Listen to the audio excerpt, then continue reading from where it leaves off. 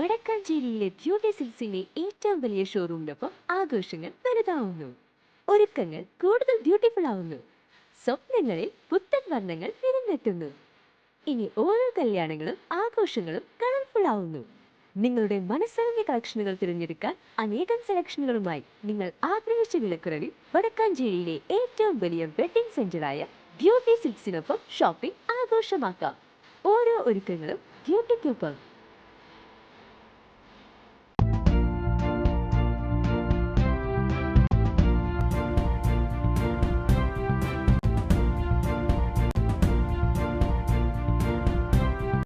നമസ്കാരം, any time ന്യൂസിലേക്ക് സ്വാഗതം.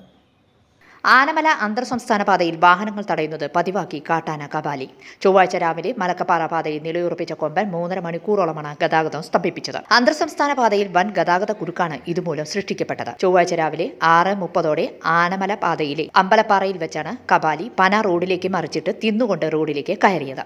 അതിനുശേഷം വഴിയിൽ നിന്നു മാറാതെ 3.5 മണിക്കൂറോളം നിലയുറപ്പിച്ചു. ഇതോടെ മലക്കപ്പാറയിലേക്കും ചാലക്കുടിയിലേക്കും ജോലിക്കായി പോയിരുന്ന യാത്രക്കാർ ഉൾപ്പെടെയുള്ളവർ കാടിനകത്ത് കുടുങ്ങിക്കിടന്നു. മലക്കപ്പാറ ഭാഗത്തുനിന്നും വന്ന തടി ലോറിയാണ് ആദ്യം കബാലി തടഞ്ഞത്. വാഹനം മുന്നോട്ട് എടുക്കുമ്പോൾ നിരവധി തവണ വാഹനത്തിന് നേരെ കബാലി പാഞ്ഞെടുത്തതായി യാത്രക്കാർ പറഞ്ഞു.